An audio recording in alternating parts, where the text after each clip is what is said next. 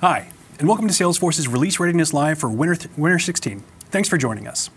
I'm Mike Torres, and it's a pleasure to be back again as we take today to dive into conversations with some of our product management team looking at the latest and greatest that our App Cloud has to offer. It's hard to believe that Winter 16 is already upon us, but this is one of our favorite times of the year here at Salesforce. It means that we just wrapped on another successful Dreamforce, which means that we have an entire year's worth of features and news to share with you, the audience, today.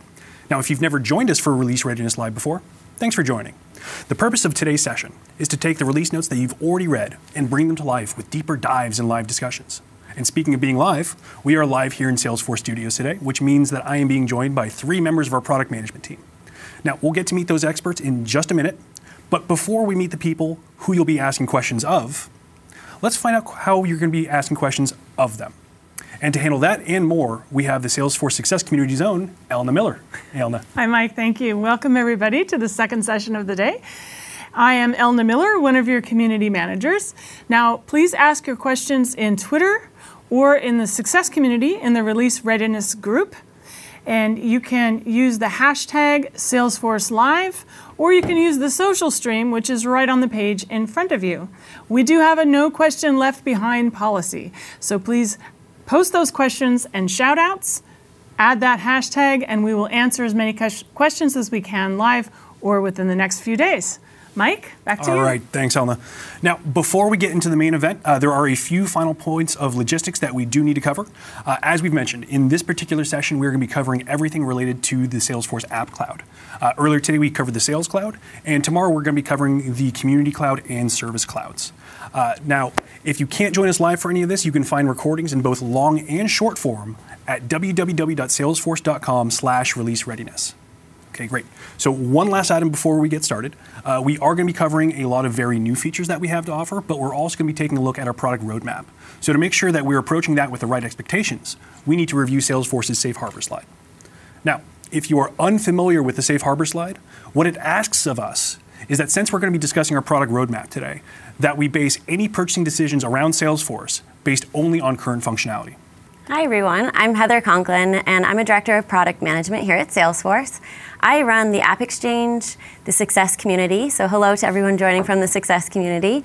Also our partner community and our ISV partner tools. So these are the tools that our partners use in order to build and manage their apps for the App Exchange. So today we're going to talk a little bit about the new Lightning Exchange. So if you were at Dreamforce, you probably heard Mark and Parker talking about this, but this is a new place where you can go on the App Exchange to get Lightning components. So let's dive in and talk first a little bit about components in general.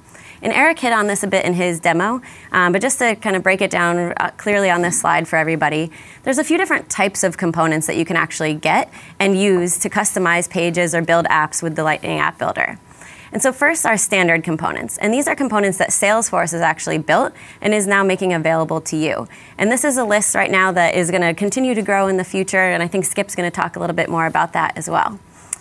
Next is custom components. So you can also build your own custom components with Lightning and use those in the Lightning App Builder. And again, Eric showed you where that showed up in the left, and I'll show you in a demo here shortly as well.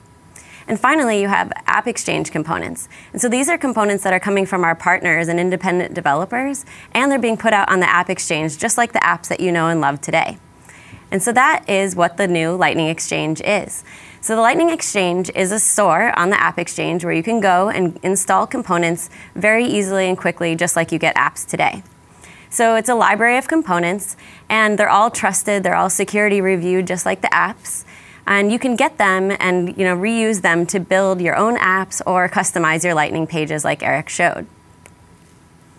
And the components on the App Exchange, like I said, they're just like the apps that you know and love today. So I just want to make sure that we hit all these different points about what these components, what you can come to expect of these components.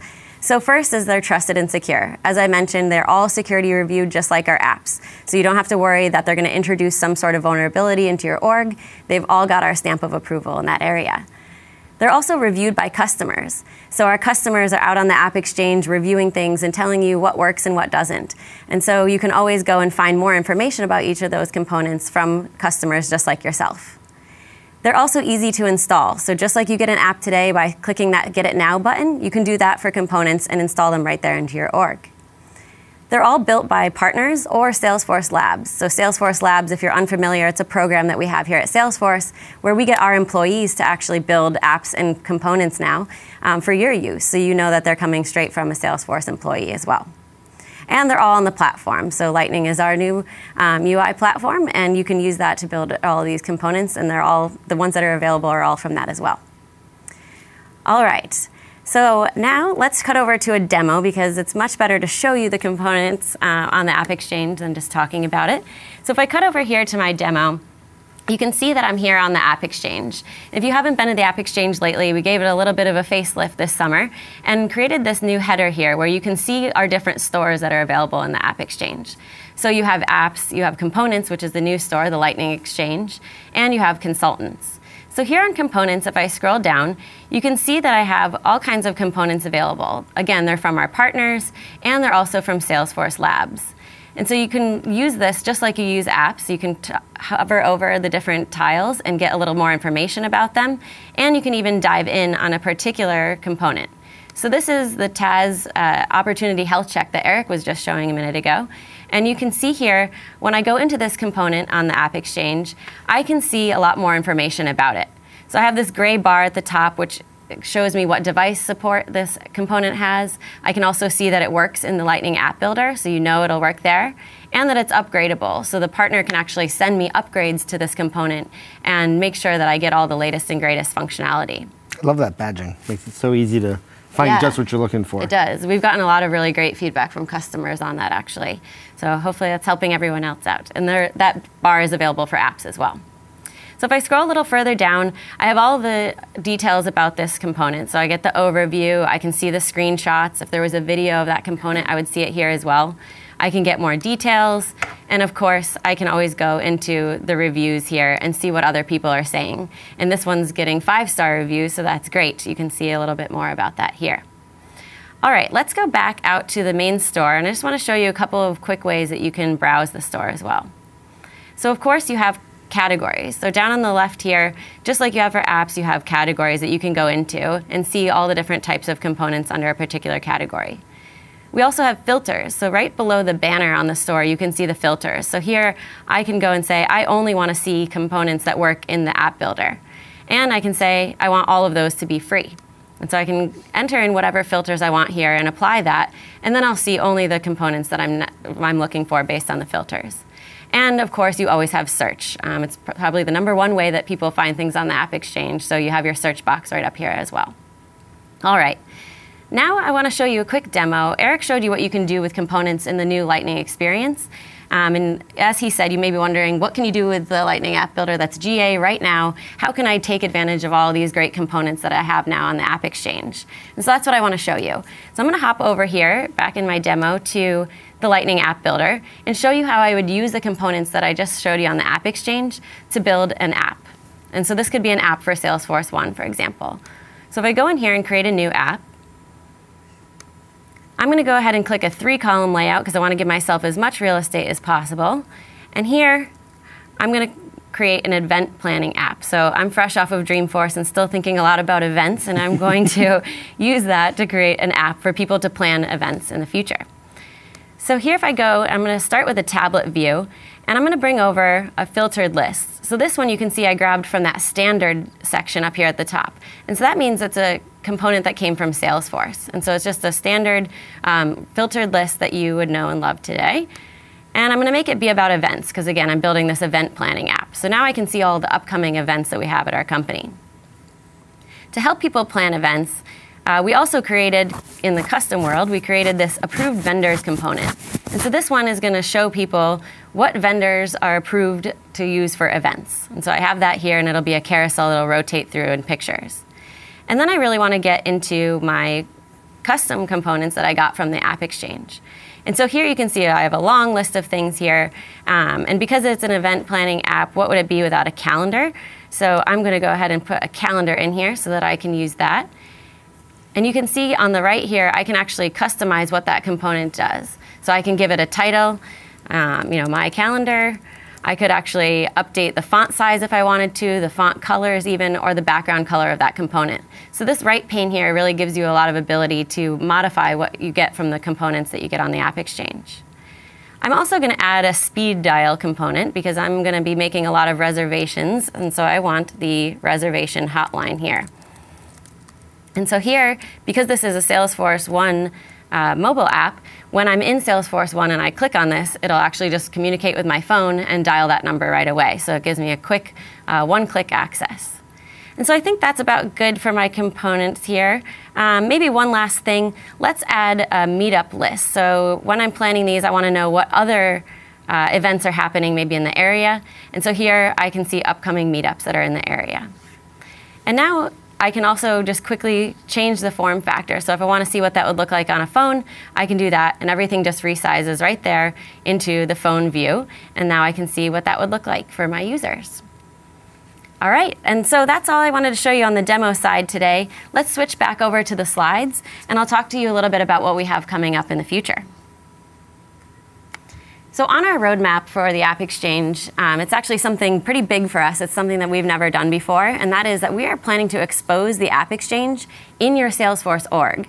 So when you're here in the Lightning App Builder and you're building apps like I just showed you today, you can actually click a button at the bottom of the App Builder that says Get More from the AppExchange. And you can all do this today. It'll take you right out to the component store that I showed you. But in our future roadmap here, we're actually going to make it so that when you click that button, it will open up the AppExchange right there in the Lightning App Builder as an overlay. You'll be able to browse all of the apps and components, and obviously you'll be able to install components really quickly there with just one click, and it'll appear immediately in your Lightning App Builder so that you can build right away. So obviously here you can be building an app, realize you don't have a specific component that you need in order to complete what you're doing, and you can just open up the AppExchange right there, install, and be on your way. So we're really excited about that, and we think it'll be really, really important for all of you who are out there building apps and customizing pages like Eric showed. We do have one question from Cody about something you can do in the classic UI. He's wondering if you can also do that in the Lightning UI. You can see what org you're in. For example, are you in production? Are you in sandbox or dev org? Can you have that same experience in Lightning UI? Yes. If you're just talking generally about the new Lightning experience, then yes. If you are in the Lightning experience, you can go up into the top and see what username you're logged in as. You can go to your profile and your settings and understand which org you're logged in from, for sure. And is there any limit to the number of components? Let's say you just found just a whole ton of them that you want to use. Is there a limit to how many you can have in your org? Not that I know of, unless these guys can tell me if I'm wrong, but not that I know of. So go install away. All right. And how many components would you say are available right now today? So there's about 50 components that are available on the AppExchange today, and we have a lot in the pipeline. So we have a lot that are coming to the AppExchange very soon. What Eric has shown with the Lightning experience and how you can customize the pages is really generating a ton of excitement, as you can probably imagine. And partners are looking at that as a great new opportunity. And so I think you'll just see tons and tons more components flood to the AppExchange this year. Great. Now we know some are free, some are paid. Can you give an idea of kind of what the price range would be for some of these? Sure. So components we're noticing are being priced a little differently than apps. So apps are typically done as a per user basis, but components we're seeing a lot more per company. With components, because they're small and they're little bite-sized things, we're also seeing a lot of one-time fees. So you're just seeing kind of a slightly different price point and price model than we see on apps today. Interesting, thanks. Yeah. Interesting question from Kirill. Can components talk to each other or pass information on App Builder? That is an awesome segue, actually, into Skip's presentation. So I will hand that over, and he is going to talk all about that. So let's say you're just looking to get started with components. You don't really know where to start. You want to maybe start with something simple that kind of gives you a big bang for your buck. Are there certain components that you would recommend, let's say, are the most popular, maybe free, low investment, to just kind of get your feet wet and just sort of experiment, that are either available now or coming soon? Sure, that's a great question. I think that as far as what's most popular, you can actually see that on the AppExchange. There are filters for popularity, so you can, whenever you're viewing a list on the AppExchange, you can say, show me this by popularity, so you can see that there. As far as things to get started with, I think there's a lot out there around opportunities and visualization of data on the opportunity. So something like that TAS health check that we showed, that's one that is definitely very popular. You can use it in Salesforce 1 or on the new Lightning Experience pages that Eric was showing earlier. And then there's a lot of other ones. There's different heat maps, and data visualization is a big thing around components. So that's a category that I would encourage everybody to explore if you're trying to figure out how do I get started with components.